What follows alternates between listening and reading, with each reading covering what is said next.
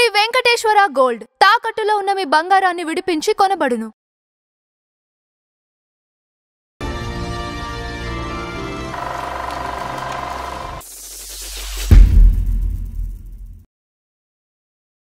నమస్కారం నందారి చంద్రరావు గారు. నమస్కారం అంజబాబు గారు. సో మన ఫ్లాష్ బ్యాక్లో ప్రయాణంలో ఉన్నాం. సో ఈరోజు మనం ఫ్లాష్ బ్యాక్లో కృష్ణ గారి గురించి మాట్లాడుకుందాం. Super star correct, super star Krishna గారు. ఆయన గురించి మాట్లాడుకుందాం. ఆయన నిజంగానే సూపర్ స్టార్ అండి. నిజంగా సూపర్ స్టారే, సూపర్ మ్యాన్ కూడా కరెక్ట్.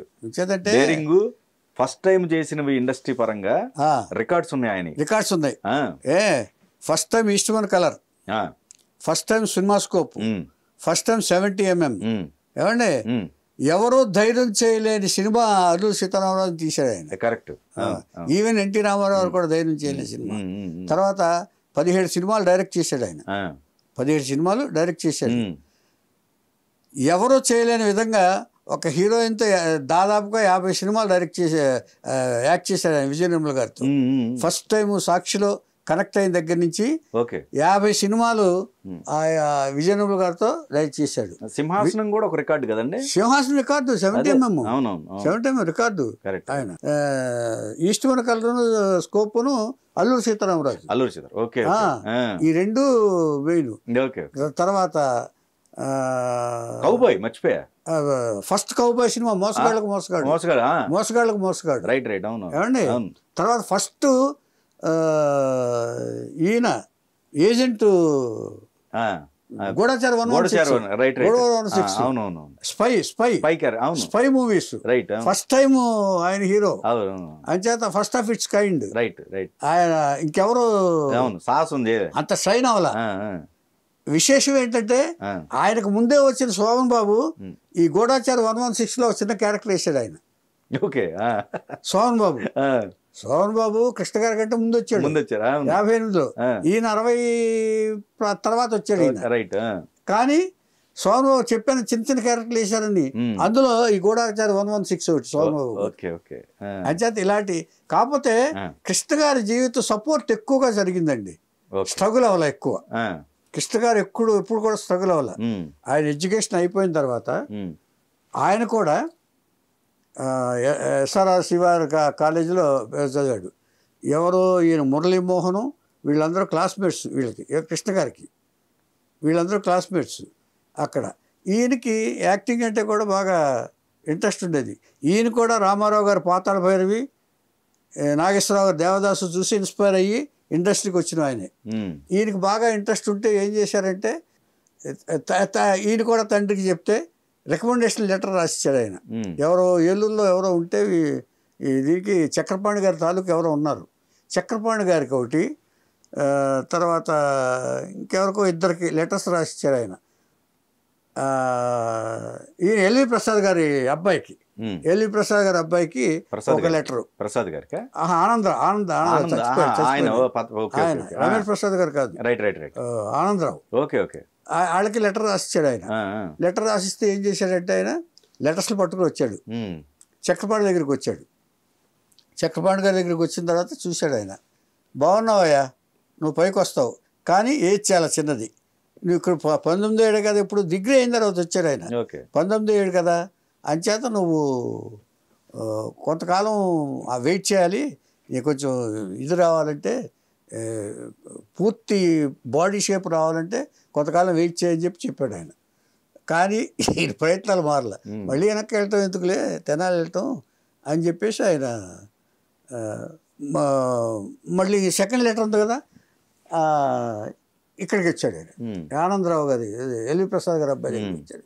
ఆయన కూడా ఎల్వి ప్రసాద్ చేద్దామంటే ఎల్వి ప్రసాద్ గారు బాంబేలో ఉన్నాడు. అప్పుడు తండ్రికి పరిచయం చేయాలి కదా. అప్పుడు ఒక పని చేస్తానని చెప్పేసి కేపీ తిలక్ గారి దగ్గరికి తీసుకెళ్ళాడు ఆయన. కేపీ తిలక్ గారు అంటే తెలుసు కదా మీకు, డైరెక్టర్ ఆయన, ఓల్డ్ డైరెక్టర్. ఆయన దగ్గరికి తీసుకెళ్తే ఆయన కూడా ఏం చెప్పాడంటే, కొంచెం ఆగు, నువ్వు పనికొస్తావు నాయన, యు ఆర్ ఫిట్ అని చేత నువ్వు తప్పకుండా పనికొస్తావు అన్నాడు ఆయన. అలాగే రామారావు గారి దగ్గర కూడా తీసుకెళ్ళాడు. రామారావు దగ్గర కూడా కలుసుకున్నాడు. రామారావు గారు కూడా పాజిటివ్గానే చెప్పారు. ఎప్పుడు ఆయన ఎవరు వచ్చినా కుర్రాళ్ళని ఎంకరేజ్ చేయడంలో మాస్టర్ ఆయన. దానికి ఉదాహరణ సీతారామ కళ్యాణ్లో హరినాథుని, శోభన్ బాబుని ఎంకరేజ్ చేశారని మనం చెప్పుకున్నాం. ఇలా అయిన తర్వాత ఇక ఇవన్నీ కుదరక ఏదో ఒక దాంట్లో వేద్దాం, ఆయనకి ఇంట్రెస్ట్ ఉంది బాగా, యాక్టింగ్ అంటే బాగా ఇంట్రెస్ట్ ఉంది. అందుకని అవకాశం వస్తే మిత్రులతో ఎవరో వేస్తుంటే అవకాశం వస్తుంది, ఏం చేశారంటే పదండి ముందుకు జగ్గయ్య గారు తీశారు కదా, దాంట్లో ఒక చిన్న వేషం, జూనియర్ వేషం వేసాడు ఆయన. హీరో కంటే ముందు జూనియర్ వేషం వేశాడు. ఆ తర్వాత కులగోత్రాల్లో మీకు గుర్తుందో లేదో, ప్రత్యేకాత్మ గారు తీసిన కులగోత్రాల్లో యూత్ను వెతుకుంటారు కదా, నాగేశ్వరరావు గారు ఫ్రెండ్స్, ఆయన కాలేజీలో చదువుతుంటాడు. నాగేశ్వరరావు ఫ్రెండ్స్లో ఒక క్యారెక్టర్ వేశాడు ఆయన. పెళ్లికి నాగేశ్వరరావు గారు పెళ్లి చేసుకుంటే ఫ్రెండ్సే చేస్తారు కులగోత్రాల్లో, మీకు గుర్తుంటే. పెళ్లి చేస్తుంటే వస్తా బ్రదర్ అని చెప్పేసి వెళ్ళిపోతూ ఉంటాడు కృష్ణ గారు. అందులో కృష్ణ గారు ఉన్నారు. ఇంకొక సినిమాలో ఏదో చేశాడు ఆయన. మొత్తం ఈ 3 సినిమాల్లో చిన్న చిన్న క్యారెక్టర్లు వేసాడు ఆయన, ఊరికే టచ్ కోసం. ఇక ఇది లాభం లేదు కానీ మళ్ళీ ఒకసారి గ్యాప్ వస్తే తెనాలి వెళ్ళిపోయాడు ఆయన, బురిపాలెం వెళ్ళిపోయి ఉన్నాడు.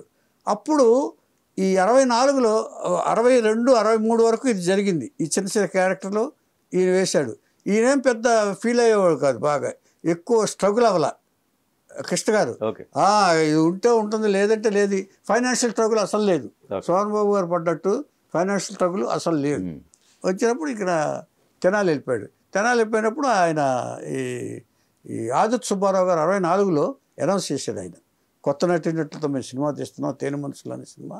అంచేత దానికి ఫోటోలు, బస్ట్ సైజు, ఫుల్ సైజు, ఇవి తల్లిదండ్రుల లెటర్లు, ఫాదర్ యాక్సెప్టెన్స్ కూడా లెటర్ కూడా సహా పంపించమని లెటర్స్ రాశారు.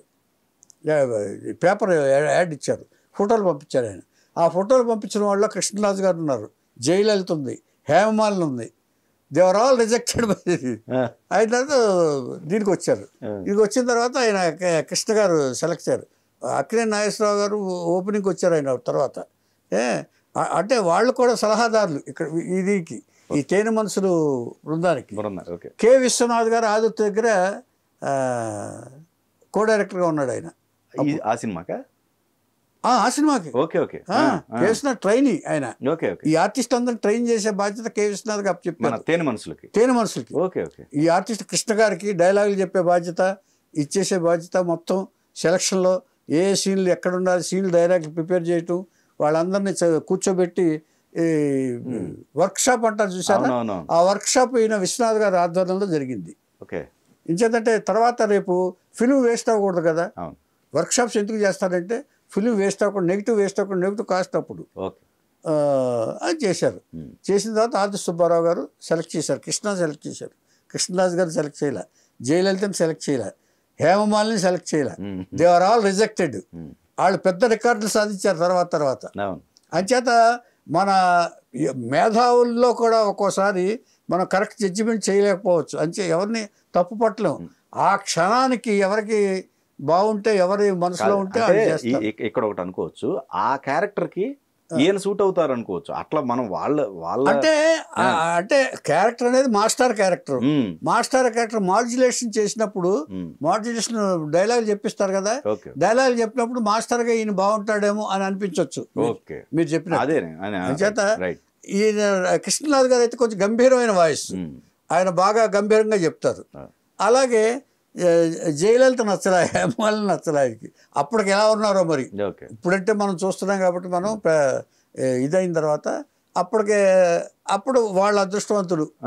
అప్పట్లో సంజయ్ గారు ప్రసాద్ ఆర్ట్ పిక్చర్స్ లో అంతా పెర్మనెంట్ ఆర్టిస్ట్ కదా సంజయ్ గారు, జయలలిత తల్లి గారు, తెలుసా మీకు? అన్నిట్లో కులగోత్రాలు కూడా చేసింది ఆవిడ.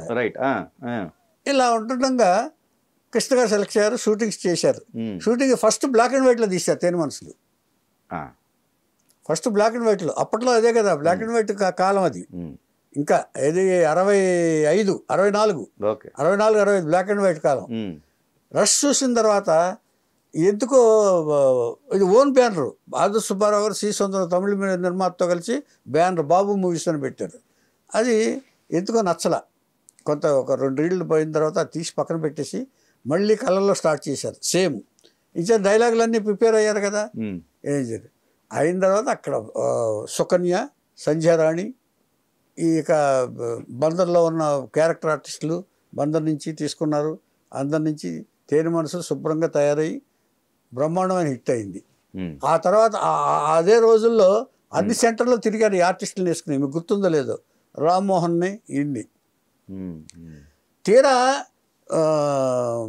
సినిమా రిలీజ్ అయిన తర్వాత ఏంటో తెలుసండి, కృష్ణ గారిని తీసేసేయండి, కృష్ణ గారు బాగాలేదు సినిమాలో అని రిపోర్ట్లు ఇచ్చారు. ఇది తయారైన తర్వాత తయారైంది. కానీ ఆది సుబ్బారావు గారు ఎడమెంట్.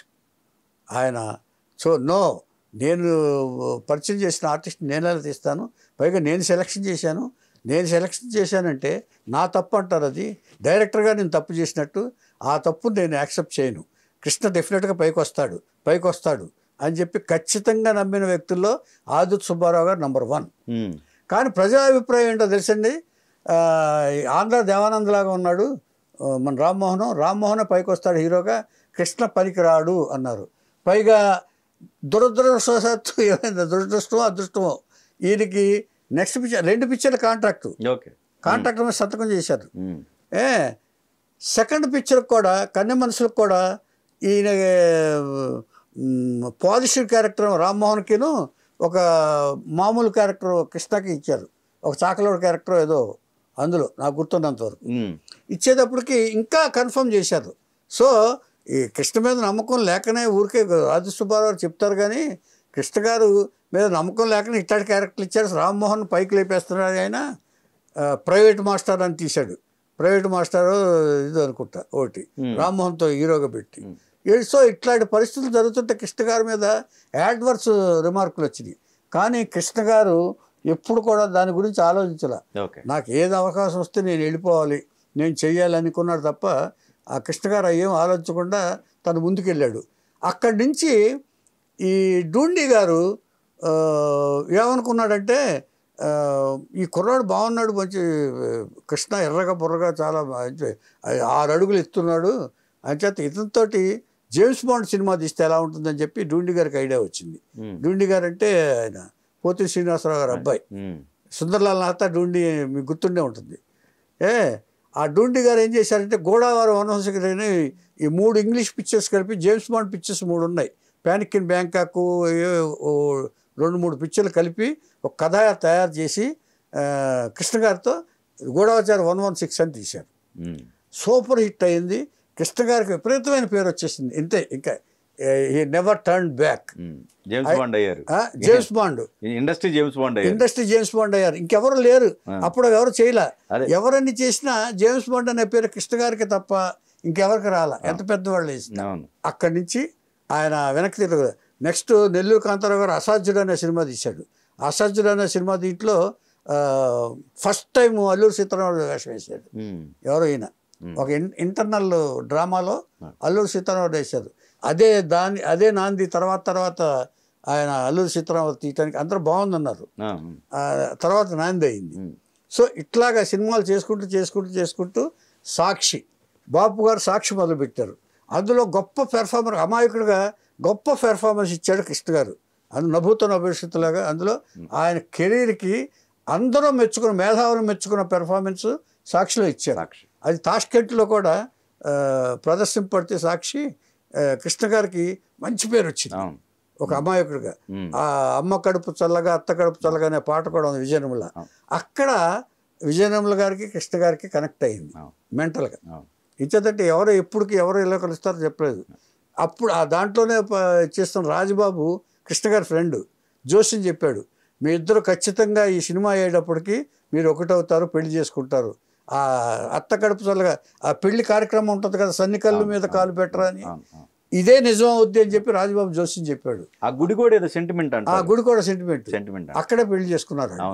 అంచేత అది అయిన తర్వాత విజయనిర్మల ఈవిడ కనెక్ట్ అయ్యారు. కృష్ణ గారికి అంతకు ముందే పెళ్ళయి ఇందిరాదేవి మేనకోడలు ఎవరో ఉన్నారు, అవి ఇందిరాదేవి, ఆవిడ పెళ్ళయింది. వాళ్ళకి పుట్టిన పిల్లలే రమేష్ బాబు కూతుళ్ళు 3, పద్మిని ఇలాగా ఉంటారు కదా వాళ్ళు, ప్రియదర్శిని, వాళ్ళు 3 కూతుళ్ళు 2 అబ్బాయిలు ఫస్ట్ దీనికి. కానీ కృష్ణ గారు ఎవరిని పెళ్లి చేసుకున్న అందరికీ న్యాయం చేశాడు ఆయన, ఎవరిని ఏమీ నిర్లక్ష్యం చేయలే. కానీ అక్కడి నుంచి ఆయన మొండితనం వచ్చేసింది కృష్ణ గారికి. ఏదైనా కొత్తగా చేయాలనుకున్నప్పుడు ఆయన పద్మాలయ స్టూడియో స్థాపించాడు. పద్మాలయ స్టూడియో స్థాపించి అక్కడి నుంచి ఆయన సినిమాలు తీయటం మొదలుపెట్టాడు. ఆయన ఫస్ట్ నుంచి సినిమా అగ్ని పరీక్ష తీశాడు, అది పెర్ఫార్మెన్స్ ఓరియంటెడ్ కొంచెం.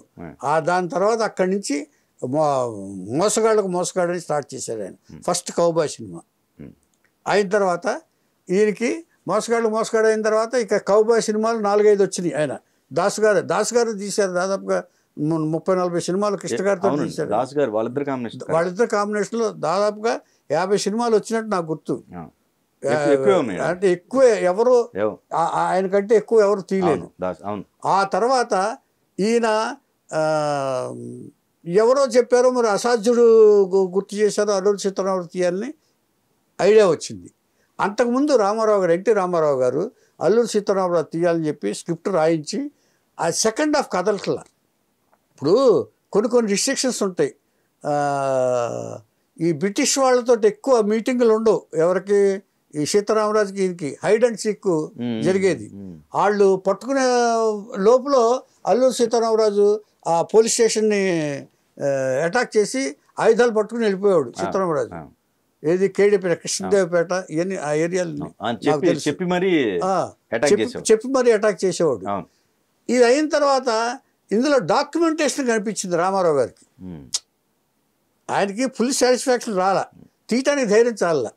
2 గంటల సినిమా తీయాలంటే ఈ అటాక్లు ఇవే సరిపోతున్నాయి తప్ప ఈ బ్రిటిష్ వాళ్ళతో సంభాషణలు ఉంటే తప్ప ఇది జరగదు. కానీ కృష్ణ గారు దాన్ని ఇచ్చేసేసి మహారాజ్ తోటి రాయించేసి రోదర్పాడుతో మీటింగ్లు కూడా పెట్టించాడు. ఆయన ధైర్యం చేయలేదు. అది జరగల ఒరిజినల్ జరగల.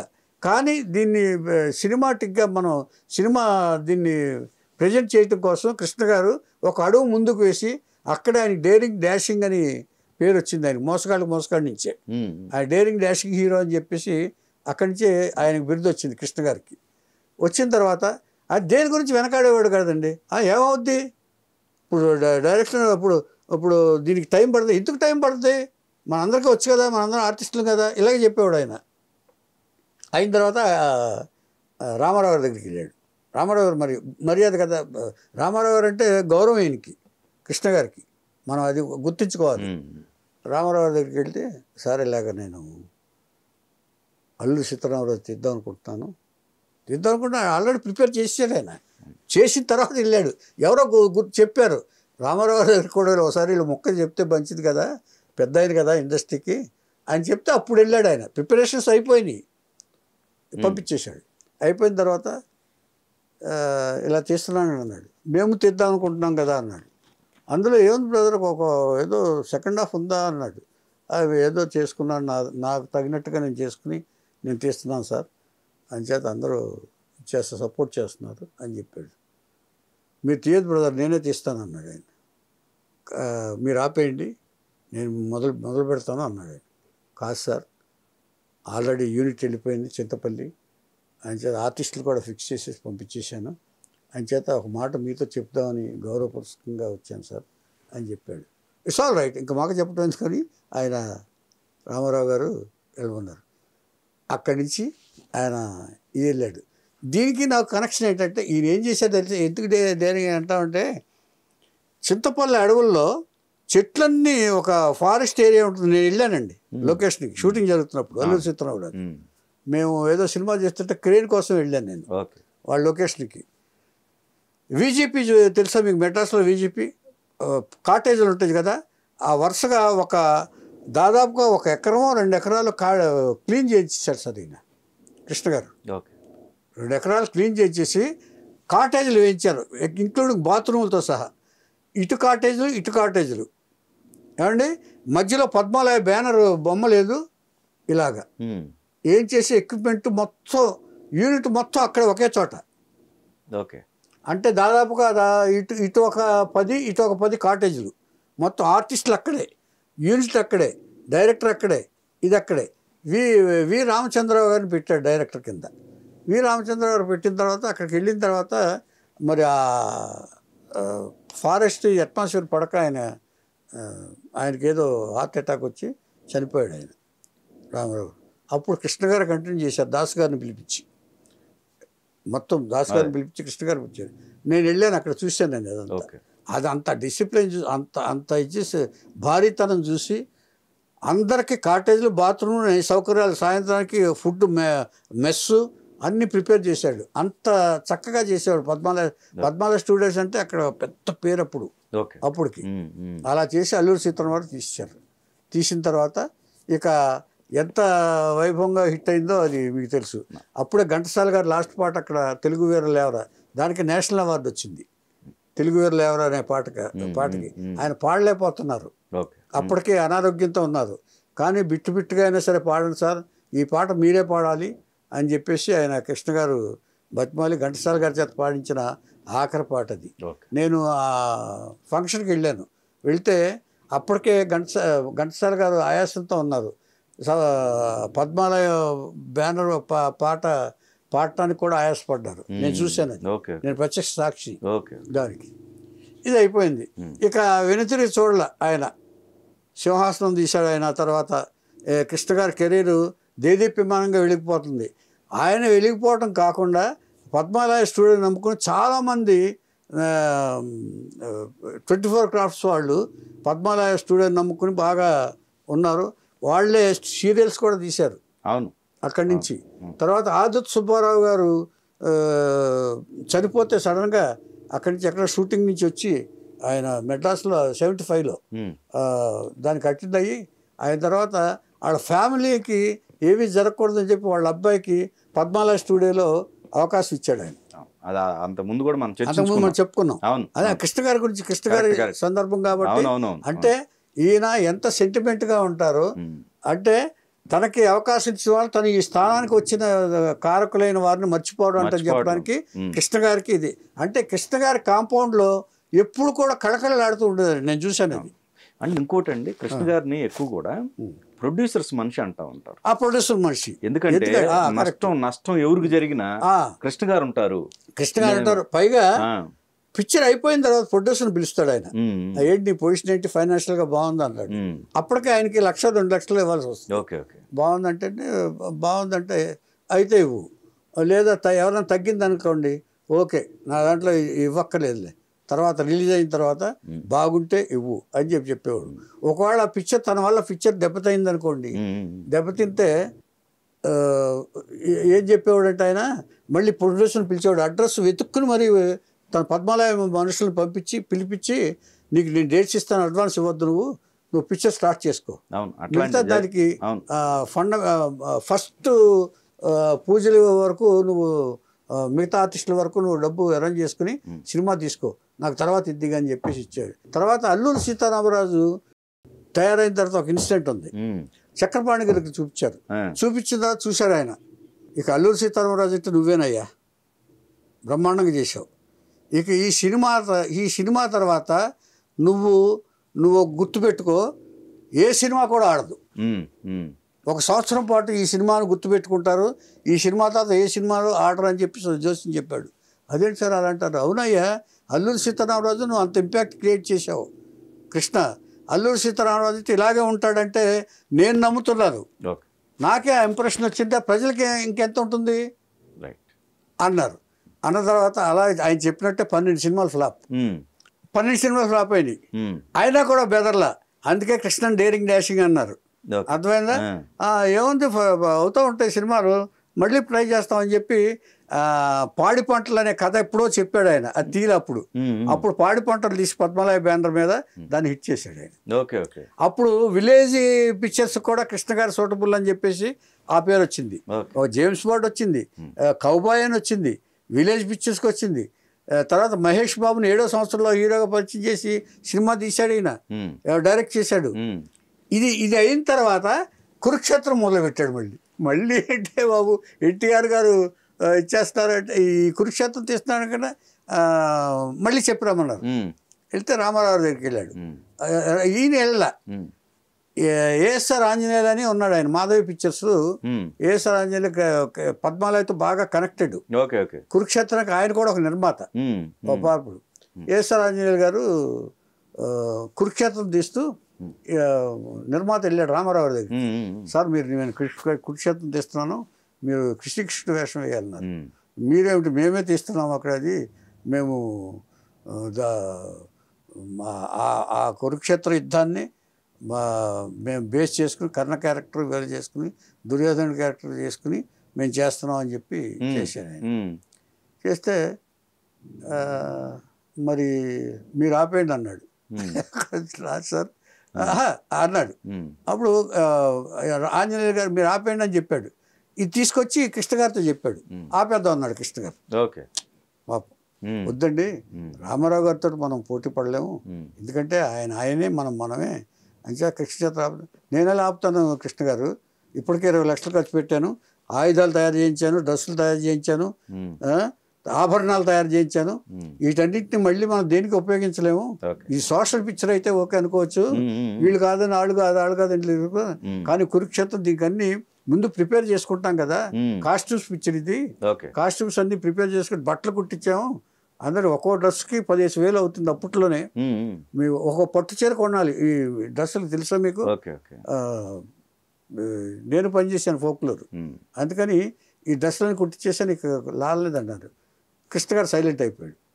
పాప కృష్ణ గారి మనసులో ఏం లేదు, ఆయనతో మళ్ళీ పోటీ పడాలని కృష్ణ గారికి అసలు లేదు, పెద్ద ఆయన గౌరవిద్దాం అనే ఉంది. ఇక మరి నిర్మాతలు కాదంటే తనేం చేస్తాడు, నిర్మాతల మనిషి కదా ఆయన, నిర్మాతల హీరో అని చెప్పేసి ఒక కృష్ణ గారికే పేరు, ఇంకెవరికి లేదు. అంచేత సరే ఆయన కురుక్షేత్రం మొదలెట్టారు. మొదలుపెట్టిన తర్వాత ఆయన ఇక మొదలెట్టాడు. ఆయన రామారావు గారు నాగేశ్వరరావు అడిగారు కృష్ణుడు ఏమని, బ్రదర్ మీ పక్క మీరు దుర్యోధన వేసి నేను కృష్ణుడు వేశానంటే తేలిపోతాను, నేను అన్నపూర్ణ ఎప్పుడో చెప్పింది అని నాగేశ్వరరావు వెనక్కి వెళ్ళిపోయారు. ఇకేం లేదు, ఎవరు ట్రై చేసినా ఇక్కడ లాభం లేదు, ఇది నేనే ప్రయత్నించాలని చెప్పి ఆయన 3 వేషాలు ఆయన వేద్దామని డిసైడ్ అయిపోయాడు. ఆయన అంతకంటే ముందు ఆయన ఇండస్ట్రీలో అంటే ఒక్కొక్కళ్ళు వాళ్ళ ఆలోచనలో సాధిద్దాం, ఏదైనా సాధించాలనుకుంటే ఎవరైనా పరిశోధన చేసినా ఏదైనా సాధించడానికి ఎంత కృషి చేయాలో అంత కృషి చేస్తే సాధించగలము, మనం ఏదైనా ప్రయత్నించి చూడాలి, ఫెయిల్ అవ్వకూడదు అని చెప్పేసి ఈ పెద్దల వల్ల మనం తెలుసుకోవాలి.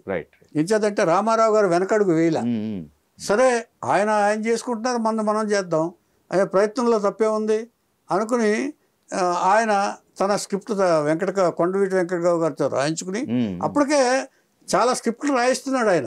అందులో ఇదొకటి, దుర్యోధనుడి క్యారెక్టర్ చేసి కర్ణ క్యారెక్టర్ ఇదంతా చేసుకుంటున్నారు ఆయన. అయిన తర్వాత అది అయిపోయిన తర్వాత ఇక అది ఎంత దానవీర సూరకర్ణ ఎంత దాదాపుగా చాలా షార్ట్ టైంలో తీసి పంపించారు. వీళ్ళు 4 యూనిట్లు కృష్ణేత్రం తయారవకపోతే రాజస్థాన్లో కూడా చేశారు వీళ్ళు యుద్ధం. సోహన్ బాబు గారేమో కృష్ణుడు వేశారు ఏమండి. వీళ్ళు కూడా 4 యూనిట్లు తయారు చేసి అప్పటికప్పుడు డబ్బింగ్ చేసి అప్పటికప్పుడు గ్రాఫిక్స్ పంపించి అప్పటికప్పుడు ఇచ్చేసి, అంటే ఈ వర్క్ ఉంటుంది కదా, చేసేటప్పటికి రిలీజ్ చేశారు. ఆ సంక్రాంతి రిలీజ్ చేసిన పిక్చర్స్లో దానవీర సూరకర్ణ కొట్టేసింది. ఆయన డౌట్ పడ్డ అల్లూరి సీతారామరాజు ఈయన హిట్ కొట్టాడు ఏమండి. కానీ పౌరాణికం వచ్చేటప్పటికి రామారావు గారు అది ఒప్పుకొని తీరాల్సిందే మనం ఎవరైనా సరే, మనమే కాదు ఎవరైనా కాదు, ఈ ప్రపంచంలో ఎవరైనా సరే దేవుడు కూడా ఒప్పుకొని తీరాల్సిందే. రామారావు గారిని మించి చేసేదేమీ లేదు.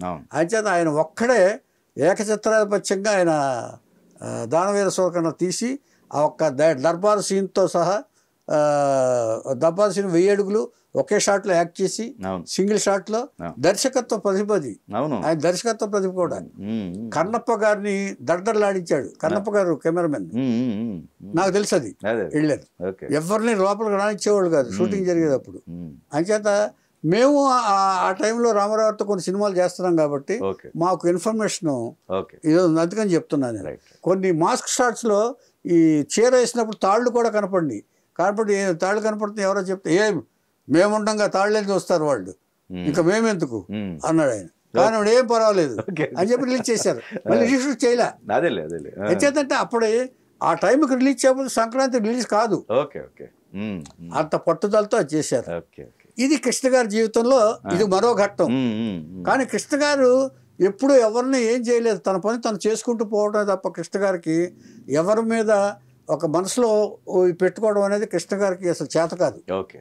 అంత ప్లెయిన్ హార్ట్ ఆయన. ఏదన్నా ఉంటే కూడా ఓపెన్గా చెప్పాడు, ఈ సినిమా ఆడదాయా, తను యాక్ట్ చేసి హీరో సినిమాయే అని.